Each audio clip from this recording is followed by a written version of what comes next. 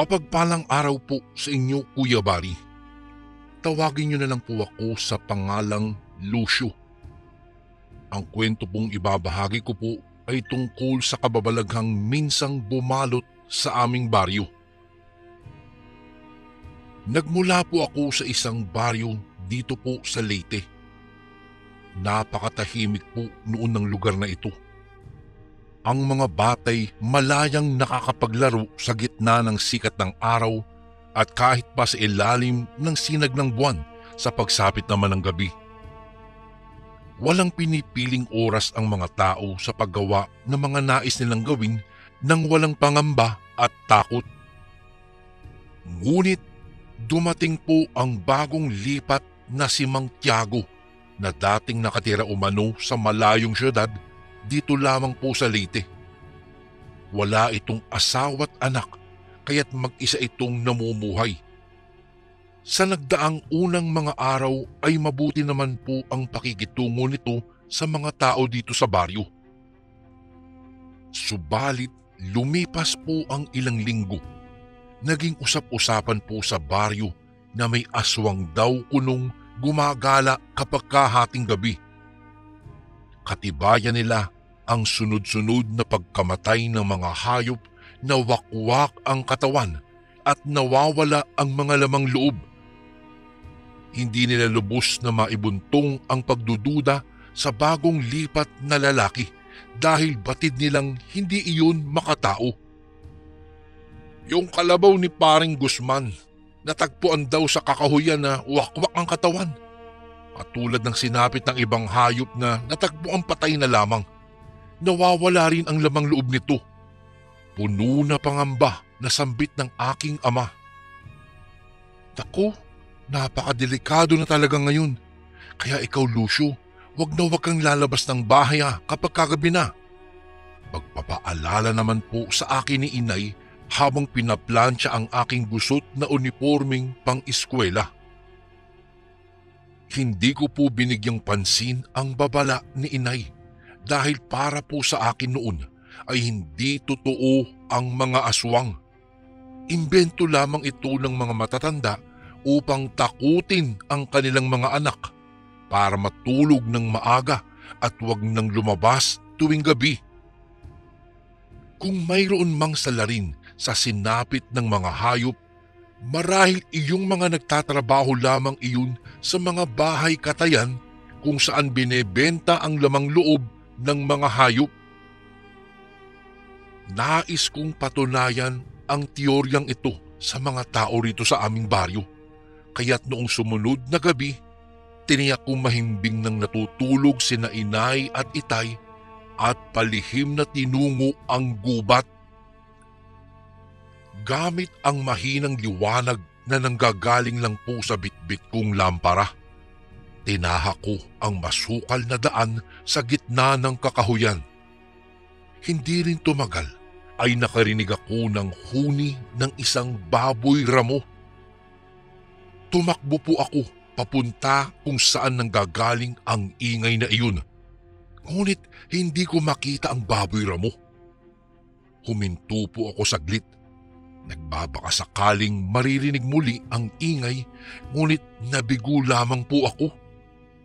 Nagpatuloy ako sa paghahanap ng palatandaan tungkol sa salarin sa pagkawala ng mga hayop sa baryo hanggang sa hindi kalayuan.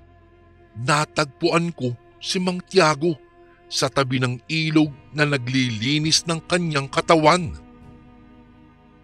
Kitang-kita ko po, pulang-pula po ang kanyang mga mata na parang lobong nagngingit-ngit sa galit. Dahil doon, nakaramdam po ako ng kaunting takot kaya nagtago ako sa likod ng isang puno. Nang umalis na si Mang Tiago, lumapit ako sa tabi ng ilog. Nakita ko po ang nagkalat na pira-pirasong katawan ng baboy ramo na animoy nilantakan ng isang gutom na leyon. Sa pagkakataong iyon ay natitiyak ko ng totoo nga ang usap-usapan. Aswang nga si Mang Tiago. Kumaripas po ako ng takbo pauwi ng bahay. Sa kabutihang palad naman po ay mahimbing pa rin natutulog ang aking mga magulang kaya't palihim akong bumalik sa aking silid. Kinaumagahan, nagmadali akong pumaroon sa pinuno ng aming baryo na si Kapitan Juan. Isinalaysay ko ang buong pangyayari noong gabing nakita ko si Mang Tiago sa tabi ng ilog. Sigurado ka ba sa iyong nakita? Nakasisiguro ka bang siya ang pumatay sa baboy ramo? Puno ng kuryosidad na tanong sa akin ni Kapitan Juan. Kap, opo, natitiyak ko po dahil ilang minuto bago ko siya nakita sa tabi ng ilog. Narinig ko po yung huni ng isang baboy ramo. Ibig sabihin lamang nun ay noong mga sandaling yun, malamang sinusubukan niya palang hulihin ito. Pagpapaliwanag ko kay Kapitan. Tumango-tango naman si Kapitan na tila ba kumbinsido sa aking pagsasalaysay. Noong parehong araw ding pong iyon ay napagpasyahan niyang dumalaw sa tahanan ni Mang Tiago kasama ang 5 tauhan at suriin ang bawat sulok ng pamamahay nito. Baka sakali ay makatagpo sila ng konkretong ebidensya laban dito. Nang sumunod na araw, ikinuwento ni Kapitan Juan ang resulta ng pagdalaw niya sa bahay ni Mang Tiago. Humingi raw muna umano sila ng permiso rito na mag-i-inspeksyon sa bahay nito upang tiyaking wala itong itinatagong patunay na siya nga ang may kagagawan ng sunod-sunod na pagkamatay ng mga hayop sa baryo dahil mayroong anyang nakarating na sumbong sa kanya na nagsasabing nakita raw itong naglilinis ng katawan sa tabi ng ilog kung saan natagpuan din ang pira-pirasong katawan ng baboy ramo na nawawalan ng lamang loob. Sa kabutihang palad ay hindi naman po ibinunyag pa ni Kapitan Juan na sa akin lang galing ang sumbong na iyon. Matapang naman daw pong pumayag ang lalaki at hindi raw mababakas ang kaba sa reaksyon nito. Sinimulan ng mga tauhan ni Kapitan Juan ang paghalughog sa bahay, ngunit wala silang napansing kahit na anong kakaiba. Magmula sa amoy, mga gamit at ayos ng bahay, walang makapagsasabing pinaninirahan ito ng isang aswang. Sa kabila ng pagkabigo na mapatunayan ang pagiging aswang ni Mang Tiago, hindi po ako tumigil na mag-imbestiga kahit pa mismong si Kapitan Juan ay nagsasabing mali ang aking hinala. Kaya't sa sumunod na gabi, binantas kong muli ang kakahuyan, dala-dala ang isang munting lampara. Ilang sandali pa ay nakarinig ako ng mga yabag ng mga paa patungo sa aking direksyon. Nagpagala-gala ako ng tingin habang nilalabanan ang takot na biglang bumalot sa aking katawan. Nawala ang tunog at tumigil ako sa aking paglalakad. Palingon-lingon sa madilim na paligid sa gitna ng kakahuyan. Anak! Pamilyar po ang boses na iyon. Inay? Bulong ko sa aking sarili habang unti-unting nawawalan ng lakas ng loob. Tinuntun ko kung saan nanggagaling ang sigaw na iyon. Kahit pa manginig-nginig ang tuhod ay kumaripas ako ng takbo. Hindi malabo ang posibilidad na nasa kapahamakan si inay. Sumili po ako sa likod ng isang malaking palumpong ng mga damo at nasilayan kung papaano tahasang nilaslas ni Mang Tiago ang parting tiyan ng aking ina gamit ang mahahaba't matatalas na kuko. Mula sa ordinaryong kulay, ang mga mata nito'y naging kulay pula. Lumabas din ang dalawang pangil nito kasabay ng pagbabago ng anyo ng katawang parang nasa isang lobo. Walang pag-aatubiling isinubo nito ang mga lamang loob mula sa wakwak na katawan ni inay at marahas na nilantakan. Wala po akong nagawa kung hindi ang panoorin kung papaano ginawang hapunan ang aking sariling ina. Ubos na ang aking lakas upang maagalaw pa. Laking pagsisisi ko sa aking sarili sapagkat kung hindi lamang po ako noon tumaka sa bahay ay hindi sana maiisipan pa ni inay ang sundan ako roon sa kakahuyan. Hindi sana nangyari ang lahat. Pilit ko pong inihahakbang ang aking mga paa kahit pa pinanghihinaan na ako ng loob. Maingat kong nilisan ang kakahuyan at tumungo sa bahay ni Kapitan. "Kapitan! Kapitan!" Paulit-ulit po akong kumakatok sa pintuan upang tawagin ang atensyon ni Kapitan. Maya-maya lang ay pinagbuksan ako nito na bakas ang pagkayamot sa muka. "Lucio, anong kailangan mo sa mga oras na ito?" Tanong ng Kapitan na halatang inaantok pa. "Kap, si inay po. Nakita ko po si inay. Pinatay siya ni Mang Tiago. Nasaksihan ng dalawa kong mga mata kung papaano nagbago ang anyo ni Mang Tiago habang nilalantakan niya ang lamang loob ni inay sa gubat." Nauutal na paliwanag ko kasabay ng marahan kong paghikbi.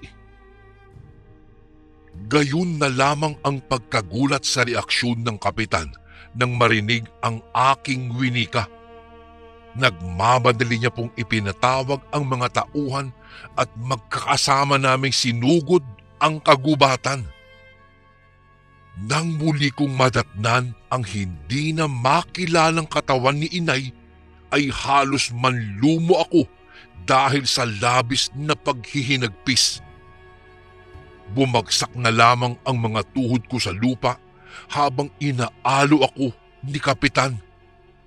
Samantalang sobra-sobra pa rin ang pagkagulat sa sinapit ni inay ang mga tauhan nito.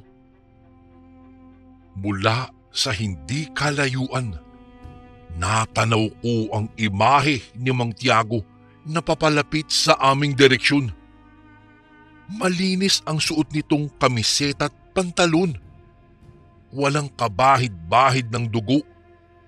Kalmado rin ang postura nito na animoy ordinaryong taong napadaan lamang sa kalagitnaan ng gabi. Kumalabog ng malakas ang aking dibdib. Mababakas din ang kaba at pagdududa sa mukha ni Kapitan at ng mga tauhan nito. Inihanda nila ang kanilang mga itak bilang proteksyon kung sakaling mang magbagong anyo ang lalaki. Nang makalapit ito sa grupo, gumuhit ang pagkadismaya sa kanyang mukha nang makita ang patay na katawan ng aking ina. Napakagaling niya talagang magbalat kayo. Anong nangyari sa kanya? Bulalas nito.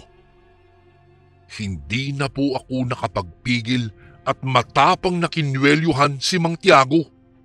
Nanggagalaiti talaga ako sa galit. Huwag na ho kayong magkunwari. Ikaw ang halimaw na pumatay sa nanay ko. Mabilis namang pumagitna ang mga kasamahan ni Kapitan Juan at inawat ako sa pamamagitan ng paghawak ng mahigpit sa aking magkabilang mga braso. Pilit pa nga akong nagpupumiglas noong una, ngunit sa huli pinanghinaan din ako at hindi na pumalagpa. Wala kahit 1% lakas ang natitira sa aking katawan. Ano? Anong pinagsasabi mo? Anong katibayan ba ang meron ka? Ha? Wala kang sapat na ebidensya maliban sa mga kasinungalingan mo. Depensa nito. Matapos sabihin sa akin ito, ay inilipat nito ang atensyon kay Kapitan Juan. Kapitan, bakit hindi siya ang imbestigahan niyo? Hindi kaya siya ang pumatay sa baboy ramo at sa iba pang mga hayop dito sa baryo? Hindi kaya siya ang pumatay sa sarili niyang ina para hindi isipin ng mga tao na hindi siya ang salarin dahil sino ba namang matinong anak ang papatayin ang kanyang sariling ina? Hindi kaya sadyang nasisiraan lamang talaga ng ulo itong batang ito? Lalo pang sumiklab at nag-alab ang aking damdamin nang marinig ko ang sinabi ng lalaki.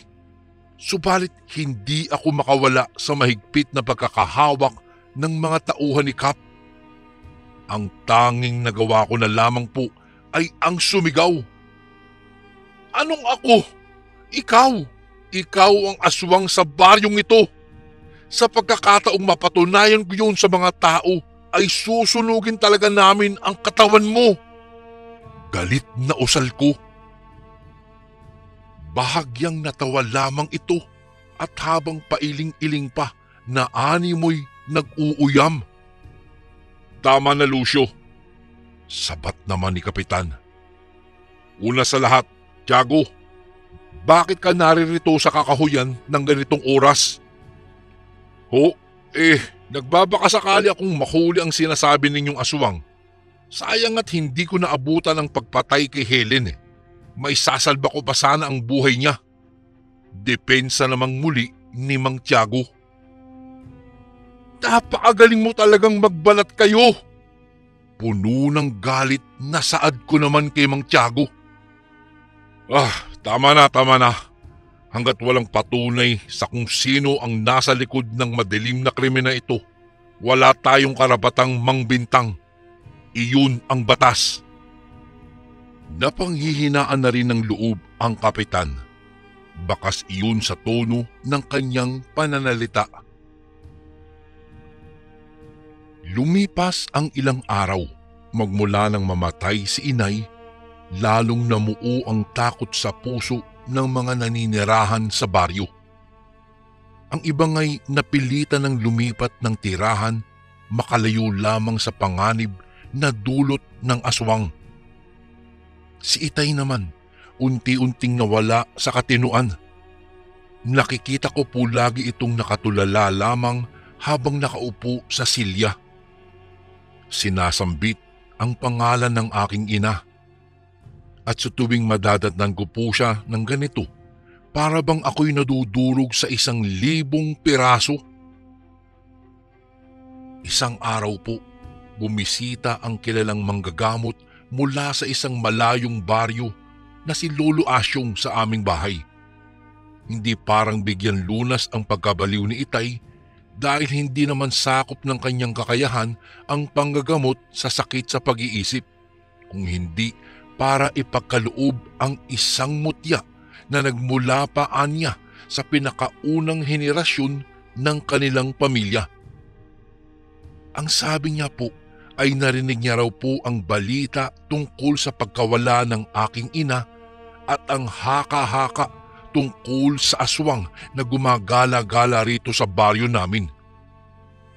Sabi niya kung mas maaga niya pa raw itong nalaman, noon pa lamang daw po sana ay bumisita na siya rito upang ipagkaloob ang mutya na makakatulong sa pagpugsa sa lagim na bumabalot sa baryo.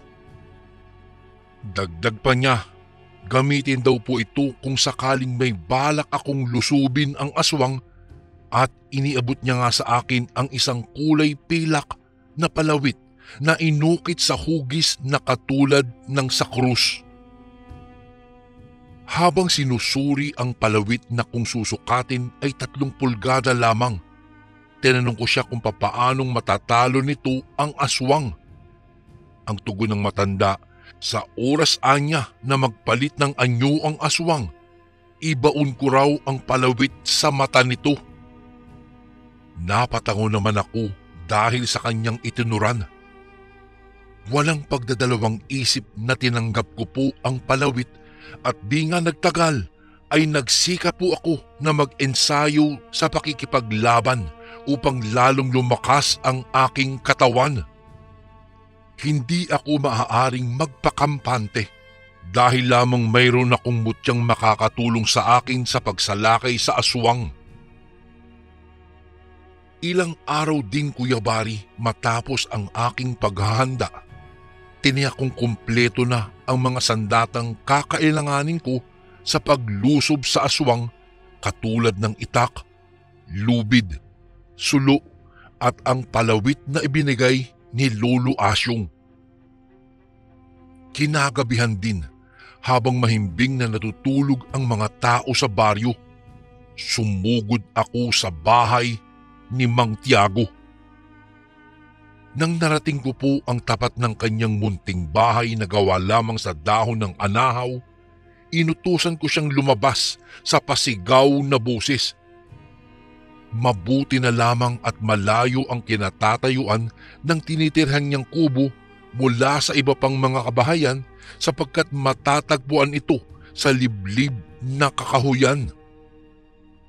Makailang ulit akong nagsisigaw na tinatawag ang pangalan niya, hanggang sa wakas ay bumukas din ang pintuan at iniluwa doon ang lalaki. Sinalubong ako ng walang ekspresyong muka, na animoy inabala ko ang kanyang pagtulog. Humikab pa nga ito ng 2 beses, saka nagtanong kung ano ang aking sadya at bakit daw may daladala akong itak. Batid ko namang hindi nalihi sa kanyang kaalaman ang aking pakay.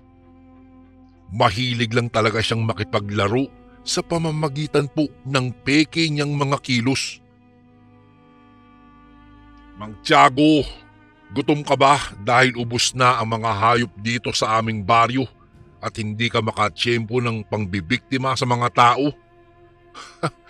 Handa akong maging hapunan mo. Lantakan mo na lahat ng aking laman loob. Yun lamang ay kung matatalo mo ako sa isang labanan. Buong tapang tugon ko kay Mang Tiago. Bahagya namang natawa itong si Mang Tiago. Pangisi-ngisi ito na animoy nag-uuyam. Pailing-iling ito at nagsabing umuwi na lamang daw ako at baka magsisi pa ako sa aking itinuturan. Pasalamat daw ako't hindi pa siya gutom. Ngunit hindi ako nagpadala sa kanyang mga pag-uuyam. Itinaas ko ang aking itak at sinabing isa siyang duwag na aswang kung hindi siya papayag na sumabak sa labanan. Ngunit hindi niya binigyang pansin ang aking sinambit at akma nang babalik sa loob ng kanyang bahay nang mulit-muli kong tinawag na duwag siya. Napatigil ito sa tapat ng pintuan at muling ibinaling sa akin ang kanyang mga mata. Nagngingit-ngit ito sa galit at sa palagay ko'y nagtagumpay ako sa pang-uuyam. Yumuko ito at kitang-kita kong nagsimulang magbago ang anyo ni Mang Tiago. Naging kulay dugo ang bawat sulok ng kanyang mga mata. Lumabas ang 2 matatalas na mga pangil nito at ang mahahaba't matutulis na mga kuko, kasabay ng pagbabago ng hugis ng kanyang katawan na parabang isang tunay na halimaw. Bit-bit ang itak sa aking kanang kamay. Matapang ko pong sinugod ang aswang na si Tiago. Nakasukbit sa aking liig ang krus na palawit at naghahanap na lamang ako ng tamang tiyempong maibaon ito sa kulay dugo niyang mga mata.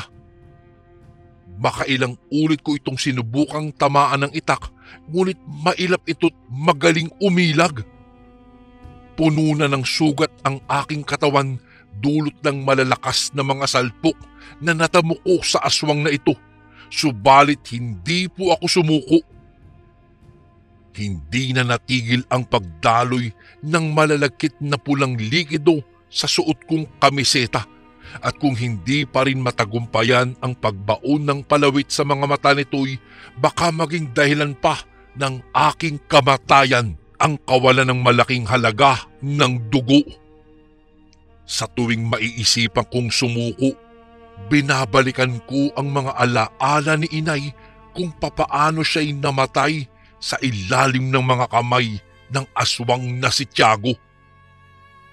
Mula sa pagkakabagsak sa lupa, dulot ng malakas na paghagis ng aswang sa aking katawan, matapang akong muling sumalakay, bit-bit ang itak sa aking kanang kamay, at sa pagkakataong iyon ay nagtagumpay akong tamaan sa tagiliran ang aswang na ito. Ngunit baliwala lamang ito rito, na para bang isang gasgas lamang ito para sa kanya. Nanatili pa rin itong malakas at hindi man lang nagpahiwatig ng panghihina. Ang mga tuhod at palad ko'y nagkadikit sa lupa kasabay ng pagbulwak ng dugo mula sa aking bibig. Niwala na akong lakas pang kunin ang itak na nasa aking paanan. Dinig na dinig ko ang malalakas na halakhak ni Mang Tiago. Nang mga sandaling iyon, Kuya Bari, ay inako ko na ang aking pagkatalo. Lumakad siya palapit sa akin, saka iniangat ang naghihingalo kong katawan sa pamamagitan ng pagsakal sa aking liig. Nasasabik na akong lantakan ang iyong laman at kaunting taba, ani ni Mang Tiago sa makapal na boses, salungat sa ordinaryo nitong pananalita. Nakangising nakatingala si Mang Tiago sa namumutla kong mukha at magiliw akong pinanood na nahihirapan sa aking paghinga. Muli akong nabuhayan ng loob nang sa wakas ay nakahanap rin ako ng tiyempo. Hindi niya napansin ang paghablot ko sa palawit na nakasukbit sa aking leeg at tahasang itinusok ito sa kulay dugo niyang mata. Agad namang napabitaw ito sa pagkakahawak sa akin at naglupasay sa lupa habang ang mga palad ay nakatakip sa kanyang muka kasabay ng malakas nitong mga halinghing. Tila ba nawawala ito sa kanyang sarili, kaya't pinagsamantalahan ko na po ang pagkakataong iyon at inilabas ang mahabang lubid mula sa aking bulsa at iginapos ang mga kamay nito upang hindi na siya makaalpas pa. Hindi ko na po mapigilan noon ang maluha sa pagkamit ng hustisya laban sa aswang na ito. Bumaba ako ng kakahuyan at binulabog ang buong baryo. Isinalaysay ko ang pakikipaglaban ko kay Mang Tiago na siyang aswang na gumagala-gala sa baryo at ang pagkapanalo ko laban dito dahil sa tulong ng palawit na krus na ibinigay ni Lolo Asyong. Walang naniwala sa akin noong una at mayroon pa ngang nagsabing nababaliw na rin daw ako katulad ng aking ama. Ngunit iminungkahi ko sa kanilang kumpirmahin ang aking tinuran. Sinamahan ako ni Kapitan at ng mga tao sa baryo pabalik sa bahay ni Mang Tiago kung saan ay patuloy ito sa paghaluyhoy habang nakagapos pa rin ang mga kamay sa kanyang likuran. Halos hindi sila lubusang makapaniwala na ang aswang na iyon ay si Mang Tiago nga dahil hindi pa rin ito nagpapalit ng kanyang anyo mula sa pagiging isang halimaw. Humingi naman ng tawad si Kapitan Juan at ang ilang mga tao sa baryo sa hindi agad pagtitiwala sa nakaraan kong pagsasalaysay at agad ko naman silang pinatawad. Dahil sa kanilang nasaksihan, nasa harapan na nila ang totoong aswang. Sa pamamagitan ng kanilang mga sulu, sinunog ng mga taga-baryo ang bahay ni Mang Tiago kasama na ang katawan nito. Nang sa gayon ay wala nang matira pang palatandaan ng masasamang dinulot nito sa baryo. Sa kabutihang palad naman, Kuya Bari, Hindi na muling nabuhay pa ang aswang na iyon at tuluyan na itong naglaho. Ang dating lugar namin na binabalot ng takot at pangamba ay muling bumalik sa pagiging tahimik at mapayapa. Sa kabutihang palad, ang aking ama naman, Kuya Bari, ay nagbago ang kanyang aura. Tila nabunutan siya ng tinik at bumalik sa kanyang katinuan. Nanumbalik ang kanyang lakas at di kalaunan ay nakapagtrabaho na siyang muli. Lumipas ang ilang buwan. Bumalik po sa amin si Lolo Asyong at ikinuwento ko sa kanya ang lahat-lahat ng mga pangyayari. Isinauli ko sa kanya ang palawit na krus, ngunit ito'y tinanggihan niya. Sabi niya, ako na daw ang magmamay-ari ng palawit na krus na iyon. Dagdag pa niya, hindi daw lahat ay binabagayan ng palawit na iyon. Sadyang may mga tamang tao daw ang pwedeng humawak lamang at magmay-ari sa nasabing palawit. Kalaunan ay tinuruan pa ako nitong manggamot sa mga taong nangangailangan ng aking tulong. Hindi rin ako makapaniwala talaga, Kuya Bari, dahil mayroon din pala akong angking galing sa panggagamot.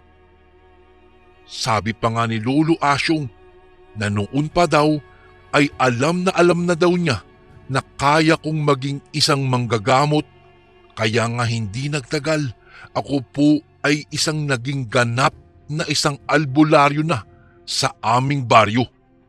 Napakarami din akong natutunan sa matandang iyon na si Lolo Asyong, hanggang sa yumao na ito at ipinamana sa akin ang kanyang kakayahan. Sa ngayon po ay patuloy pa rin ako sa aking panggagamot at pagtulong sa aking mga kababaryo. Isang kasaysayan sa aking buhay ang hinding-hindi ko na po malilimutan dahil nakasalamuha ako ng isang aswang na pumaslang sa aking ina doon sa isang purok ng aswang sa Leyte. Hanggang dito na lang po ang aking kwento, Kuya Bari, at sana po'y mapili niyo po itong basahin sa mga darating na araw. More power po sa Ang Sundo Horror Stories, and God bless po sa lahat ng kasundong nakikinig ngayon. Lubos na gumagalang, Lucio. And again, maraming salamat po mga kasundo. Don't forget to subscribe and i-click nyo lang po yung bell na button para updated po kayo sa mga upcoming videos namin na paparating. Maraming salamat po ulit. God bless and ingat po lagi dyan. Ito po si Kuya Bari at ako ang Sundo.